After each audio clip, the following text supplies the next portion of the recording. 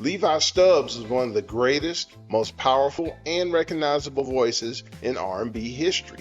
Serving as the lead singer of the Four Tops for nearly a half a century, Stubbs and the Tops released 27 studio albums, which resulted in 24 top 40 singles. The group was one of the most popular acts on the Motown label in the 1960s, as well as one of the greatest in music history. Levi Stubbs was born June 6, 1936, in Detroit, Michigan. Levi Stubbs was born June 6, 1936, in Detroit, Michigan. Unlike most singers from his time, Levi didn't grow up singing in the church. He would skip school to go see Billy Eckstine perform at the Paradise Theater. Levi felt that Mr. B, as everyone called Billy, was everything that a singer could be. He could sing, but he was also suave and he had class. In high school, Levi met Abdul Duke Fakir. Later, the two joined Ronaldo Obi Benson and Lawrence Payton to form the group The Four Ames.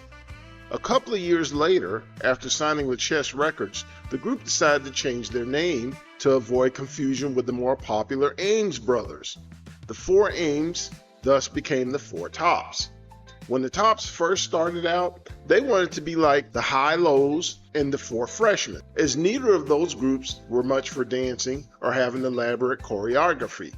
The Tops were different from other black groups at that time because nearly all the other acts included a lot of dancing in their performances. The Tops instead wanted to just focus on singing. The group would go on to work for different labels aside of Chess, including Columbia and Riverside. More often than not, though, to make ends meet, they had to work in supper clubs and did so for about 10 years before signing with Motown. After signing, the group wrote the songwriting of Eddie Holland, Lamont Dozier, and Brian Holland, more popularly known as Holland Dozier Holland, to major success. The trio not only wrote the songs for the Tops, they also arranged them, produced them, and even picked them out. One night at about 1:30 a.m., the Tops were at the 20 Grand Club watching the Temptations perform. Brian Holland approached the group and told them that he had a song for them. The Tops had been working for a long time, so they were excited to hear that these guys had something for them. Brian's suggestion was that they wait until tomorrow and kind of listen to the song and check it out. Listen, the Tops said, why don't we go back to the studio tonight, early this morning, and let's check it out. They were so anxious they wanted to do it right then. So they all went to the studio. The Tops, on the spot, learned the song and recorded it that same night. The song was Baby I Need Your Lovin' and will be included on their debut album with Motown. The album Four Tops went number 1 on the charts, while Baby I Need Your Lovin' went number 11. Additionally, Ask the Lonely went number 9.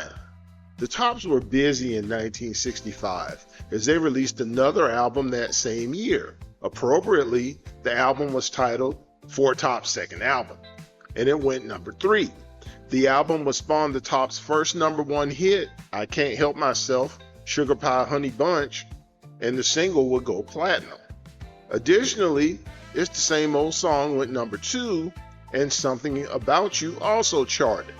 The group's next album, On Top, continued their string of top 3 albums as it went number 3. The singles Shake Me, Wake Me When It's Over and Loving You Is Sweeter Than Ever also charted. Their 1967 album, Reach Out, became the group's biggest selling studio album. Half of the album's 12 songs were released as singles, and each one of them went top 20. One of those songs was the group's second number 1 hit, Reach Out, I'll Be There. There was a funny thing about the 2 number 1 hits that the Tops had had so far. Their lead singer initially didn't like either of those songs, and he had to be convinced by Holland Dozier Holland to trust the process. Later, Levi would reflect, quote, I'm glad they didn't leave the decisions up to me. Those songs wound up being number 1 hits. From then on, I just shut up and sang, unquote. Other singles from the Reach Out album included Standing in the Shadows of Love, Bernadette, 7 Rooms of Gloom, Walk Away Renee, and If I Were a Carpenter. We're going to take time out from our story to ask you to like, subscribe, share, comment, hit that notification bell, and repeat when it comes to our videos. Now back to our story. In 1970, the Tops would release not one, not two, but 3 top 20 albums. Still Waters Run Deep went number 3, Changing Times went number 20, and The Magnificent Seven, a duet album with the Supremes after Diana Ross had left the group, went number 18. The 3 albums spawned the hits It's All in the Game, Stillwater, Love, and River Deep Mountain High with the Supremes. Other hits the group had over the next couple of years included Just 7 Numbers Can Straighten Out My Life and It's the Way Nature Planned It. After releasing the album Nature Planned It in 1972, the group left Motown and signed with ABC Dunhill record label. Seemingly rejuvenated by their change of scenery, the group released consecutive top 10 albums, Keeper of the Castle and Main Street People. For the remainder of the decade, the group released 7 top 10 singles, including Ain't No Woman Like the One I've Got, Are You Man Enough, One Chain Don't Make No Prison, Midnight Flower, Catfish, The Keeper of the Castle, and Sweet Understanding Love. In 1981, the Tops went number 1 for the final time with the single When She Was My Girl. Even after the group stopped recording albums, they remained popular and still continued to tour around the world. One of the things that stood out about the Tops was that they maintained the same lineup for their entire run. Levi served as the lead singer of the group for nearly 50 years.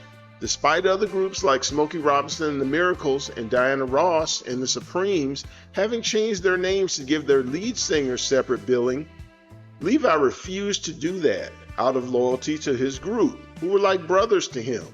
For that same reason, he also turned down several offers for him to begin a solo career. Away from the Tops, Levi was considered for the role of Louis McKay in the movie Lady Sings the Blues, opposite Diana Ross. Rumor has it that Stubbs turned down the role again so as not to overshadow the rest of his group. Ultimately, the role went to Billy Dee Williams. A little over a decade later, Levi provided the voice of the talking, singing, and always hungry gigantic plant Audrey II in the film version of the musical Little Shop of Horrors. Levi continued to perform with the Tops until a series of strokes forced him to retire in 2000.